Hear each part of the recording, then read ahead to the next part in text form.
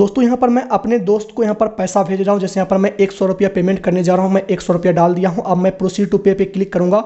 अब यहाँ पर मेरा ये बैंक अकाउंट सेलेक्ट हो गया है, पे मैं क्लिक करूँगा तो इस तरीके से ये एरर आ जा रहा है, UPI issues at receiver bank. State Bank of India is facing high payment failures on all UPI apps, please try after some time. अगर आपको इस तरीके का प्रॉब्लम आ रहा है, अगर आप किसी को पैसा भेज रहे हैं, इस तरीके से पैसा नहीं जा पा रहा है, इस तरीके का एरर आ रहा है, तो ये एरर क्या है और इसे कैसे फिक्स करना है वो आपको मैं बता देता हूँ। बेसिकली होता क्या है, यहाँ पर साफ साफ लिखा है रिसीवर्स बैंक, मतलब कि आप जिसे पैसा भेज रहे हैं उसके बैंक में कुछ ना कुछ प्रॉब्लम है।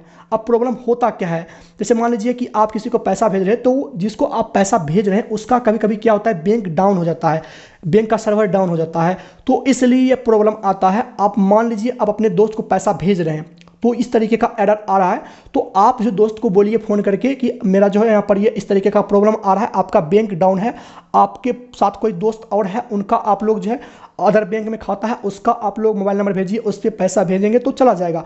अब मतलब दोस्तों ये होता है, अगर आपको इस तरीके का एरर आ रहा है, मतलब ये होता है आपका दोस्त के बैंक में खराबी है, जिसको पैसा भेज रहे हैं उसका बैंक का सर्वर डाउन है, आपका सर्वर डाउन नहीं है।